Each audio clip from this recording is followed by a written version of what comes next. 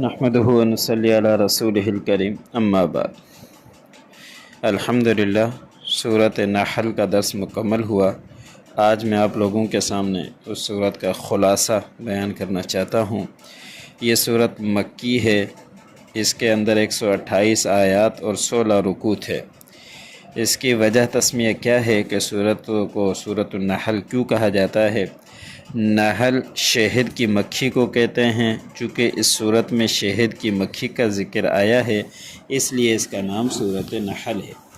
شہد کی مکھی بھی عام مکھیوں جیسی ایک مکھی ہے، لیکن وہ حکم الہی سے ایسے حیرت انگیز کام کرتی ہے جن کے کرنے سے انسان عقل عاجز ہے۔ خواہ چھتا بنانے کا عمل ہو، یا آپس میں مختلف ذمہ داریوں کی تقسیم ہو، یا دور دراز واقع درختوں، باغات اور فصلوں سے قطرہ قطرہ شہد کا حصول، ہر عمل میں ان کا ہر عمل بڑا ہی عجیب ہوتا ہے۔ ان کے بنائے ہوئے چھتے میں 20 سے 30 ہزار تک خانے ہوتے ہیں۔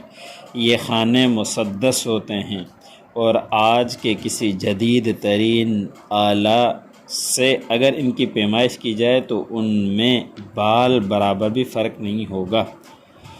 شہد کا چھتا، پھر اس چھتے میں شہد جمع کرنے کا گودام، بچے جننے کے لیے میٹرنی ہوم اور فضلہ کے سٹور سب الگ الگ ہوتے ہیں۔ ہزاروں مکھیوں پر ایک ملکہ حکمرانی کرتی ہے۔ اس چھوٹی سی مملکت میں اسی کا سکہ چلتا ہے، اسی کے حکم سے ڈیوٹیوں کی تقسیم ہوتی ہے۔ چھتے پر کام کرنے والی مکھیوں میں سے بعض دربانی کے فرائض انجام دیتی ہے، بعض انڈوں کی حفاظت کرتی ہے، بعض نابالغ بچوں کی دیکھ بھال کرتی ہے، بعض انجینئرنگ اور چھتے کی تراش خراش اور تعمیر میں لگی رہتی ہے۔ جب کسی مکھی کو تلاش و جستجو کے دوران کسی جگہ پر شہد کی موجودگی کا پتہ چلتا ہے تو وہ واپس آ کر ایک خاص قسم کے رقص کے ذریعے دوسرے ساتھیوں کو منزل تک پہنچنے کے لیے راستے کی نشاندہی کرتی ہے۔ یہ احتیاط ضرور کرتی ہے کہ جس پھول کو وہ نچوڑ چکی ہوتی ہے اس پر ایک خاص قسم کی نشانی چھوڑ آتی ہے، تاکہ بعد میں آنے والی کارکن کا وقت ضائع نہ ہو اور اسے خجل خراب نہ ہونا پڑے۔ اگر کوئی مکھی غلطی سے گندگی پر بیٹھ جائے یا کوئی زہریلا مواد لے آئے تو چیکنگ پر معمول عملہ اسے باہر ہی روک لیتا ہے اور اسے اس جرم کی سزا کے طور پر قتل کر دیا جاتا ہے۔ کاش انسان مکھی ہی سے عبرت حاصل کرے اور خوراک یا دوا کے نام پر زہر کھلانے والوں کو عبرت کا نمونہ بنا دے۔ اللہ تعالیٰ فرماتے ہیں، مکھی یہ سارے کام ہمارے حکم سے کرتی ہے، اور فرمایا کہ بے شک سوچنے والوں کے لیے اس میں بڑی نشانی ہے۔ اگر کوئی غیر متعصب انسان شہد کی مکھی کی زندگی پر ہی غور و فکر کر لے تو وہ اللہ کے وجود اور اس کی قدرت و حکمت کو تسلیم کیے بغیر نہیں رہ سکتا۔ سورۃ نحل کا دوسرا نام سورۃ انعام بھی کہا جاتا ہے، کیونکہ اس میں کثرت کے ساتھ اللہ کی نعمتیں میں مذکور ہیں۔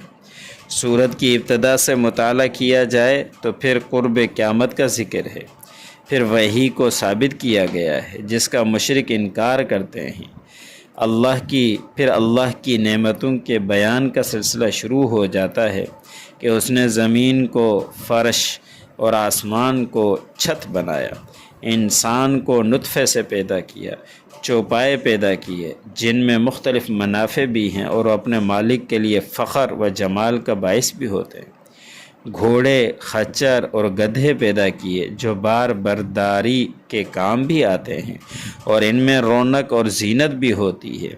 بارش وہی برساتا ہے، پھر اس بارش سے زیتون، کھجور، انگور اور دوسرے بہت سارے میوہ جات اور غلے وہی پیدا کرتا ہے۔ رات اور دن، سورج اور چاند کو اسی نے انسان کی خدمت میں لگا رکھا ہے۔ دریاؤں سے تازہ گوشت اور زیور وہی مہیا کرتا ہے۔ سمندر میں جہاز اور کشتیاں اسی کے حکم سے رواں دواں ہیں۔ یہ اور ان جیسی دوسری نعمتیں ذکر کرنے کے بعد اللہ تعالیٰ بجا طور پر فرماتے ہیں، اور اگر تم اللہ کی نعمتوں کو شمار کرنا چاہو تو شمار نہیں کر سکتے ہو۔ بے شک بخشنے والا انتہائی مہربان، اللہ بخشنے والا انتہائی مہربان ہے۔ جب انسان اللہ کی نعمتوں کو شمار نہیں کر سکتا تو ان کا شکر کیسے ادا کر سکتا ہے؟ انسانی جسم اور اس کے مختلف اجزاء ہی کو لے لیجئے، اگر اس میں کوئی خرابی پیدا ہو جائے تو زندگی کا مزہ ختم ہو کر رہ جاتا ہے۔ انسان تمنا کرتا ہے کہ اگر دنیا کا سارا مال و متاع بھی خرچ کر کے یہ خرابی دور ہو جائے تو سودا سستا ہے۔ اگر معدے میں زخم ہو جائے یا پیشاب رک جائے یا سوء ہضم کا عارضہ مستقل طور پر لاحق ہو جائے تو نہ کھانے میں مزہ آتا ہے نہ پینے میں، اور اگر گردہ یا جگر خراب ہو جائے یا شریانی تنگ ہو جائے یا خون کی پیداوار میں رکاوٹ ہو جائے تو ایسی تکلیف ہوتی ہے کہ انسان موت کی آرزو کرنے لگتا ہے۔ غافل انسان کو کیا خبر کہ اس کے جسم کا نظام کیسے چلایا جا رہا ہے؟ یہ اگر صرف داخلی اور بدنی نعمتوں پر ہی ایک سرسری نظر ڈال لے تو دنگ رہ جاتا ہے، اور یہ اقرار کرنے پر مجبور ہو جاتا ہے کہ واقعی اس کی نعمتوں کو شمار نہیں کیا جا سکتا۔ خارجی نعمتوں کا تو ذکر ہی کیا ہے۔ اس صورت میں وہ جامع ترین آیت ہے جس کے بارے میں حضرت عبداللہ بن مسعود رضی اللہ تعالیٰ عنہ فرماتے ہیں کہ قرآن کریم کی یہ آیت خیر و شر کی سب سے زیادہ جامع ہے۔ یہ وہ آیت ہے جسے سن کر ولید بن مغیرہ دشمن اسلام بھی تعریف کرنے پر مجبور ہو گیا تھا۔ اس کی جامعیت ہی کی وجہ سے عمر بن عبدالعزیز کے زمانے سے اسے ہر خطیب خطبہ جمعہ میں پڑھتا ہے۔ یہ سورۃ نحل کی آیت نمبر 90 ہے۔ اس آیت میں 3 باتوں کا حکم دیا گیا ہے۔ نمبر 1 عدل، نمبر 2 احسان، نمبر 3 اور قرابت داروں کو دینے کا حکم دیا گیا ہے۔ اس آیت میں 3 باتوں سے منع کیا گیا ہے۔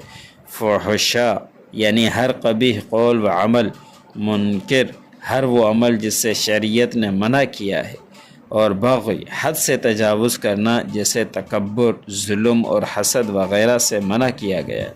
عدل کا حکم عام ہے، احکام اور معاملات میں بھی عدل ضروری ہے، فرائض اور واجبات میں بھی عمل ضروری ہے، اولاد کے ساتھ بھی، دوستوں اور دشمنوں کے ساتھ بھی، اپنے پرائے کے ساتھ بھی، بیویوں، خادموں، ملازموں کے ساتھ بھی۔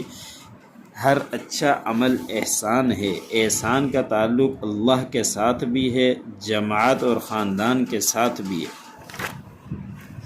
یہاں تک کہ حیوانوں کے ساتھ بھی احسان کا حکم ہے۔ یوں تو ہر مستحق کی مدد کرنی چاہیے، لیکن قرابت کے ساتھ تعاون کرنے کا دوہرا اجر ملتا ہے۔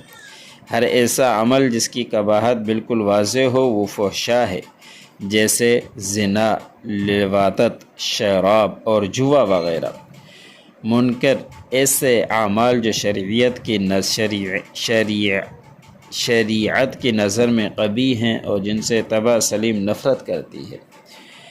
بغی یہ ہے کہ انسانوں کی عزت و حرمت اور ان کے اموال اور جانوں پر زیادتی کی جائے۔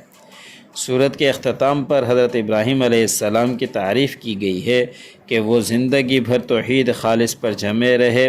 حضور اکرم صلی اللہ علیہ وسلم کو ان کی ملت کی اتباع کا حکم دیا گیا ہے، اور یہ کہ آپ صلی اللہ علیہ وسلم لوگوں کو حکمت اور موعظہ حسنہ کے ساتھ اللہ کی طرف بلائیں اور اس راہ میں پیش آنے والے مصائب پر صبر کریں۔ سورت کی ابتدائی آیات ان لوگوں کے جواب میں نازل ہوئی تھی جو آپ صلی اللہ علیہ وسلم سے جلد عذاب کا مطالبہ کرتے تھے۔